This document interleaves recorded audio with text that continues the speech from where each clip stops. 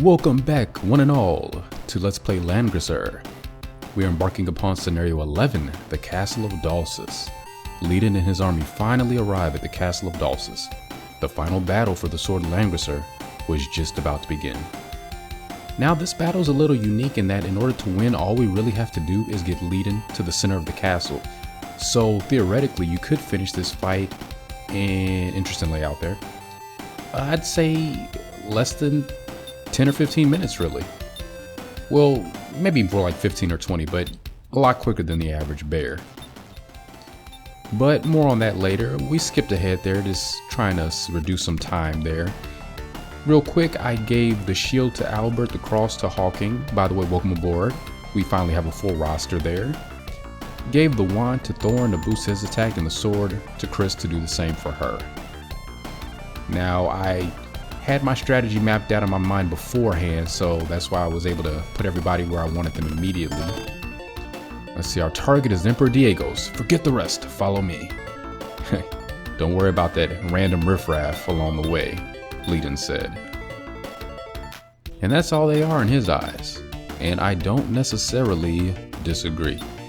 But anyway, we've got Leiden and Hawking there in the southeast. Wanted to put somebody very strong and capable with Hawking because, as you can see, he's still a fighter. And I'm guessing that they had him start at such a relatively low level only because they wanted you to be able to choose what class, what path you wanted to take him down. And I really appreciate that. If he had started out a knight or a lord or something along those lines, then it would have already been set in stone to a certain extent what he could become. So I don't mind him being a little behind. He'll catch up very quickly. In fact, 2 kills and he will promote. So before turn 3, I'm thinking. We'll see how it goes. Now here to the southwest, to catch up with the action here, we've got Albert and Thorn. A good 1-2 combo if there ever was one. Albert with the offense, Thorn providing the D. Now these horsemen are, as ever, expendable. By their own stats, not by my hand. They just can't seem to survive to save their lives. That's an interesting statement. So we're just going to put them out front, see if they can do anything to the soldiers who they're supposed to be strong against. Supposed to be. And those archers are just going to maintain our rear guard. We're going to need them for a little bit later. I'll say no more. And could probably just let them move on their own, but sometimes AI will do funny things. They'll stay behind the walls, but we'll leave those last couple behind. We'll take a chance, see what it wants to do. Now here to the northwest, we have Taylor and Jessica. 2 of Bosch's most faithful and dedicated guardians. Now we're gonna have a little bit more fun with Taylor once again. As you can see there, the mermen are able to scale the castle walls. So we're going to put them in the water, take a little shortcut, go down the back way if we can. Make a little U-turn and flank that Grand Knight who's waiting for us, thinking that he has the upper hand. Because right now he's in that 10% bonus, but we're going to try to work it to where we lead him out of that, because again, as ever, their pants are on fire and they're not going to be able to sit still for much longer. Not as soon as they see us up close. And finally, to the northeast, we have a very powerful combo in Narm and Chris. Our leading ladies, 2 of them at least, are more than equipped to deal with anything that this Grand Knight has in store for them. Now, because of the terrain here and the map placement, you can really take advantage of the situation. If you have a character who you want to just get as much experience as possible, in this case it's Chris for me because she's still kind of behind compared to Narm. I put her up front so that the soldiers can only attack her and her men. Narm is just there to provide some support if needed, and really she's just going to be here for the second half of the battle, not really for right now. So the enemy begins their first turn. We're going to start losing men right about now. Yeah, see. Oh, but you gotta remember too, and by you I mean me, those soldiers are benefiting from the stats that they gain from the Grand Knight, so their attack is higher than the average footstool. So That's one reason why they're taking down our men.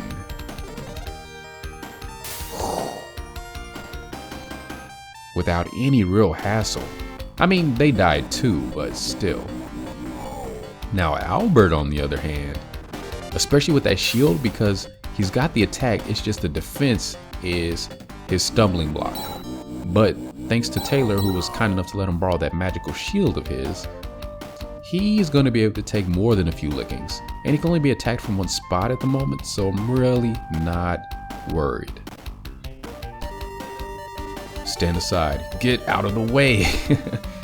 Hi, Leadin. You've been listening to much old Ludacris, sounds like. And you're hitting level 3, so I don't mind.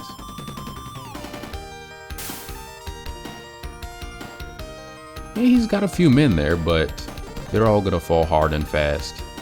And Hawking there, especially with the cross to boost his defense, is really not gonna have too many problems either. Again, despite the fact that he's not too impressive at the moment. And you know, being a Duke, you know, it is kind of a letdown that he's just a standard fighter class. But again, that's because they were just oh so gracious enough to allow us to choose what row we wanted to take him down. So it's gonna work out in the end. Come to think about it, I think I always have made him a Lord so far. And I'm probably gonna go the same route here. Because it's either Lord or Knight, and I don't know, Lord, you know, being a Duke, it just fits. It's like Leading and King. It's just, you know. Can't have peaches without the cream, right? Or if you're talking to Forest, peas and carrots, apparently.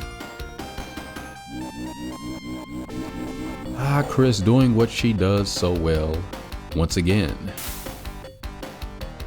And really, I could have just moved her monks back or even not brought them and let her just occupy that one spot in the center there. But the thing is, I don't want her to get attacked from too many sides all at once, just in case. I don't want to get reckless now. Taylor there said, no, you're not getting away. But one does remain for just a little while longer.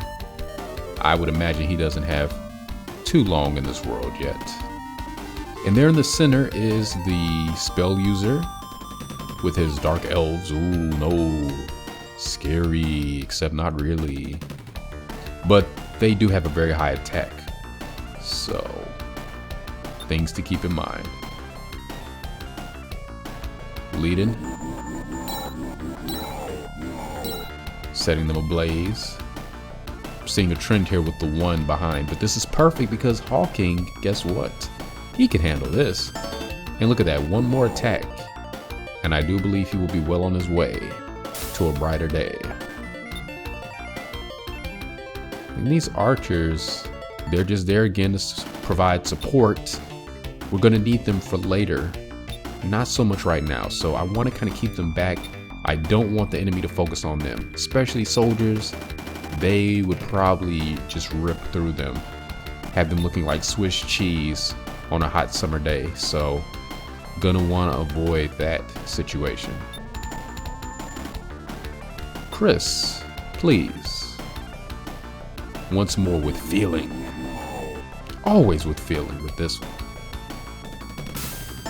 This is why it's good to embrace your feelings. Don't bottle them. Don't deny them. Don't fight them. Whatever you do, just express and release.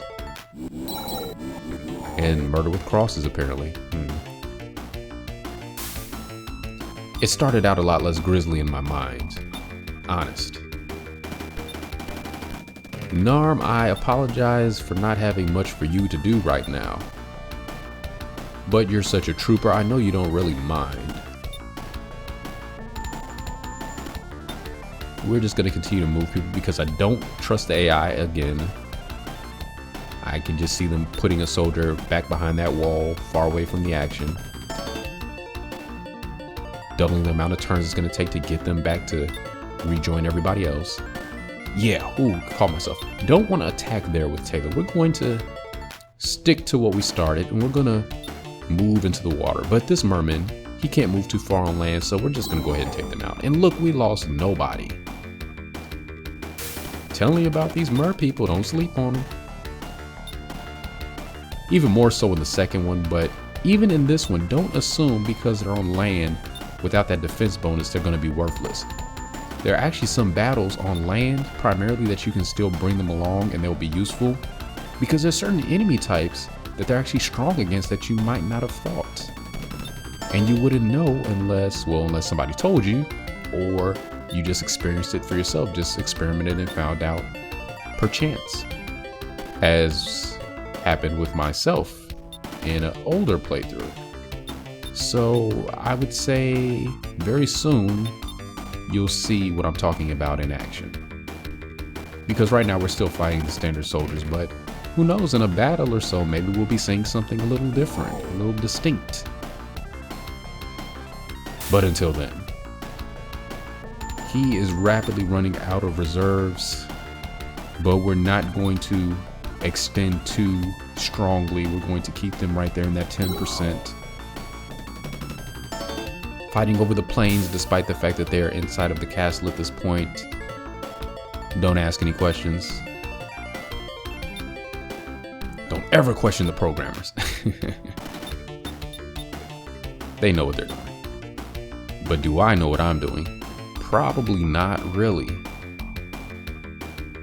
Yeah, I'm not going to attack. If he wants to kick things off in the next round, by all means, but I'm not going to initiate. That's just going to put them in a reduced level of health, and that wouldn't be very beneficial. And besides, you know, this guy's going to attack us. And we did manage to do 1 point against him. Considering his defense, I really can't complain about that. Not that complaints ever helped anyone with anything ever.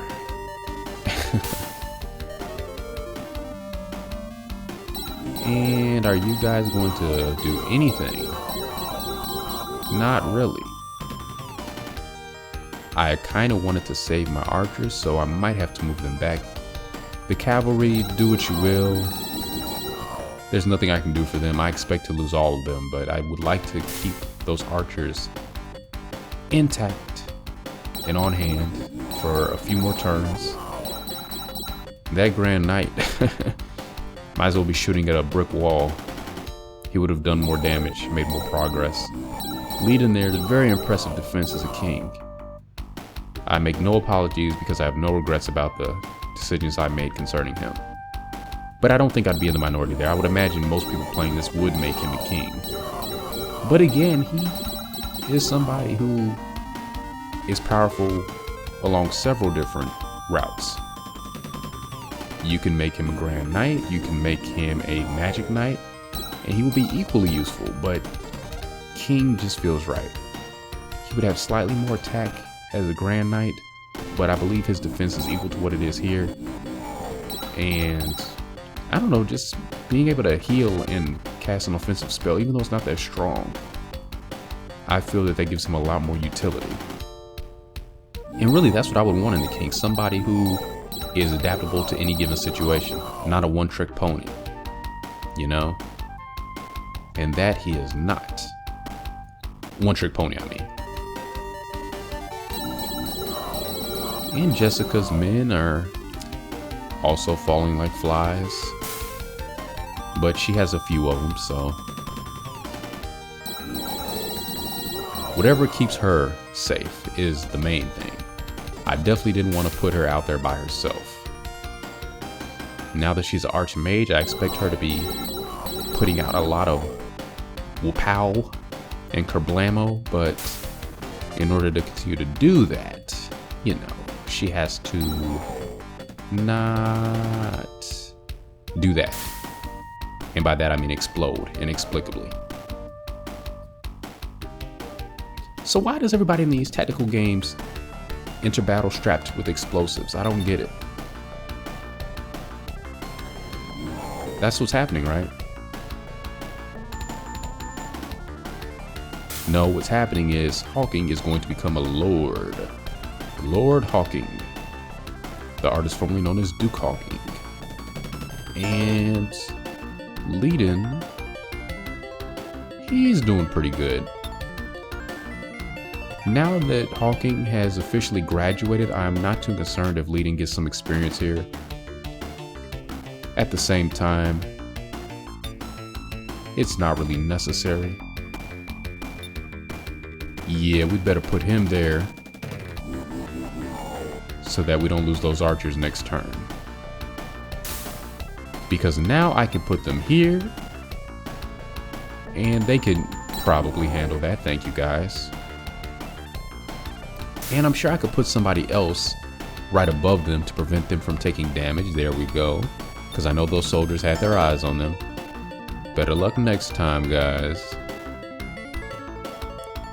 And we're completely walled in there. Now quickly to the northeast. These monks, get out of here. Well, first we'll do this. See if we can soften them up just a wee bit.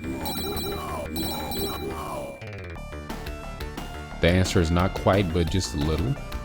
So yeah, you guys go ahead and go like you were going to. Chris, however, can finish up. Pick up the slack where her men left it. Getting her to level 3. Can't really find fault with that. Okay, they're gonna get a few HP back next round. And we're gonna just move some of these people out here. Narm is gonna go there. I would imagine they're gonna attack those monks at 5 next round, and we're gonna lose them. And it's okay, we still have plenty. And swinging over to the west, Taylor inching ever closer, as well as his men. Let's see if the soldiers decide to turn around and deal with them. Probably not. They're probably gonna just focus on Jessica. They kind of have tunnel vision that way. Or I could be mistaken. Time will tell. This again is a new strategy for me. I haven't really done this before. Just trying to maximize my Serpent Knight. Jessica there having no problems whatsoever. I know it looked like she was launching fireballs, but she was actually just scoffing at them very, very strongly.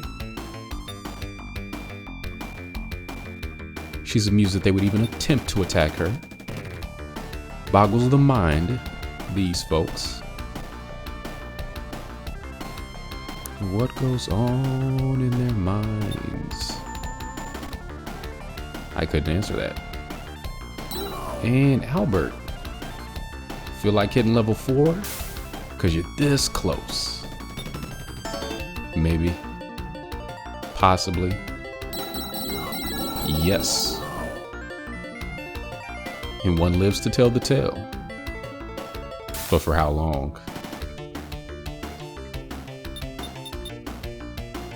We're going to just get him up to full health. No need to attack just yet. Because there's a good chance his men can take care of those soldiers at 9, and then we can use him next round to finish up the Grand Knight and keep the ball rolling. Because this is a fight where you don't want to stick around too long taking out the trash, because before you know it, yeah, things may start to happen. Let's just say that.